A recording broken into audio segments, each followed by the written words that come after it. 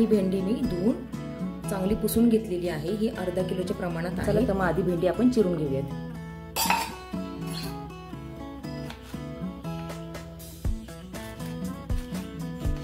ही चिरताना यामध्ये अळी असू शकते, त्याच्यामुळे ती चेक करावी लागते चिरताना। अशा पद्धतीने ही सर्व भेंडी आपण आता अशी चेक करून चिरून घेऊयात।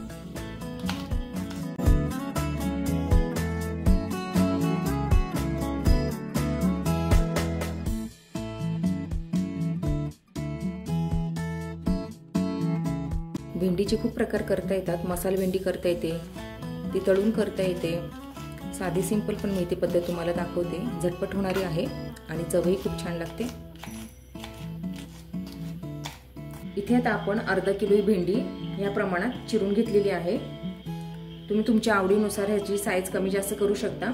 आता ह्याला लागणारे आपण जे जे साहित्य ते बघून घेऊ। इथे मी 5-6 लसणाच्या पाकळ्या बारीक चिरून घेतलेल्या आहेत, 3-4 मिरच्या हिरव्या, थोडा कढीपत्ता, चवीनुसार कोथिंबीर आणि 2 गाजर इथे आपण चिरून घेतलेले आहेत। ते पण आता आपण भाजीत टाकणार आहे, तुम्हाला मी दाखवते। चला तर मग उशीर न करता रेसिपीला सुरुवात करूयात। नमस्ते, मी Pallavi, simply cook with Pallavi मध्ये तुमचं खूप खूप मनापासून स्वागत आहे। चला तर मग रेसिपीला सुरुवात करूयात। इथे आता मी एक स्टीलची कढई ठेवून घेतलेली आहे, त्यात आता मी 2 चमचे तेल टाकते।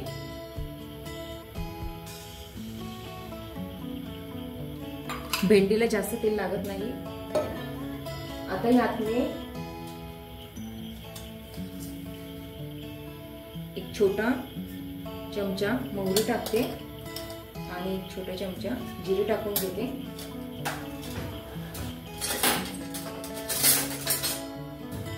हलवते आता। जिरी मोहरी थोडी फुलायला लागल्यावर आपण यात लसूण टाकून घेणार आहोत।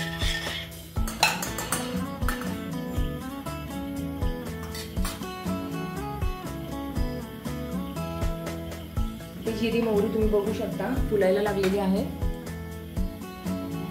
आता यात आपण हा लसूण टाकून घेऊ।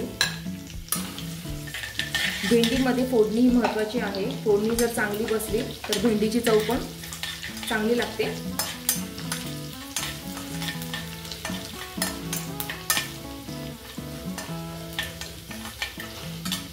आता यामध्ये आपण हिरवी मिरची आणि कढीपत्ता टाकून घेऊ।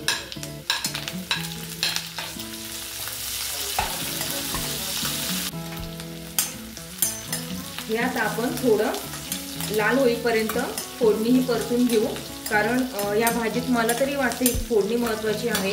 याची चव त्या भेंडीला खूप सुंदर लागते आणि त्याच्यामुळे भेंडी ही छान लागते, चवीला पण चांगली लागते। काहींची भेंडी ही चिकट होते, गिळगिळीत होते, पण तुम्ही बघताल आता ही भेंडी तशी काही होणार नाही आणि चिकट वगैरे काही होणार नाही। त्यासाठी हा व्हिडिओ पूर्ण बघत राहा। आता हिरवी मिरची आणि लसूण हा थोडा लाल सोनेरी रंगाचा व्हायला लागलेला आहे। कढीपत्ता पण हा कुरकुरीत होऊन द्यायचा आहे आपल्याला। आता ह्यामध्ये आपण एक छोटा चमचा हळद टाकून घेऊ। आता ह्यामध्ये मी जे 2 गाजर चिरून घेतले होते ते टाकून घेते।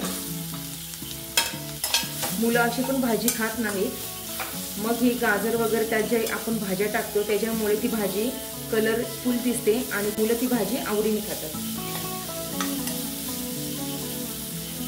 भेंडी ही लवकर शिजते, पण गाजर हे थोडं कडक असल्यामुळे ह्याला शिजायला वेळ लागतो, त्यामुळे आधी आपण गाजर परतून घेतोय। तुम्ही बघू शकता 5 मिनिटं ह्याला आता आपण झाकण ठेवून थोडं एक वाफ काढून घेऊया।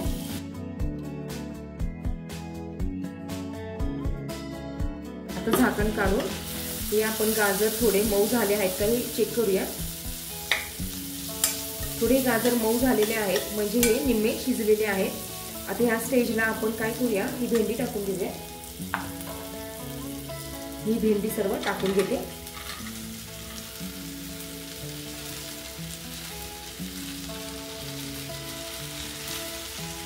आता ही भेंडी आपण हलवून घेऊया।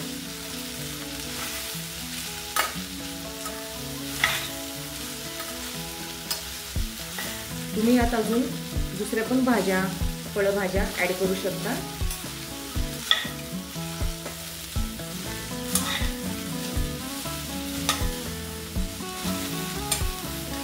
आता इथे आपण चवीनुसार मीठ टाकून घेणार आहोत। काही जण हे भेंडी पूर्ण शिजल्यावर टाकतात, पण मी आता लगेच टाकून घेते। चवीनुसार मीठ टाकते।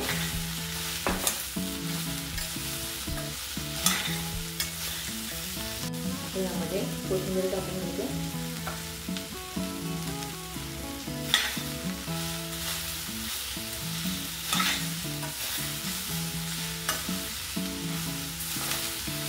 ही भेंडी झाकून ठेवायची नाही, झाकून ठेवल्यावर जे वाफेचं पाणी असतं ते त्यात पडतं आणि भेंडी चिकट होते, हे लक्षात ठेवा।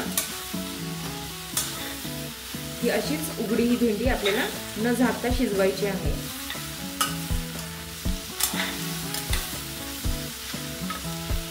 ही थोड्या वेळात आपण शिजवून घेऊ।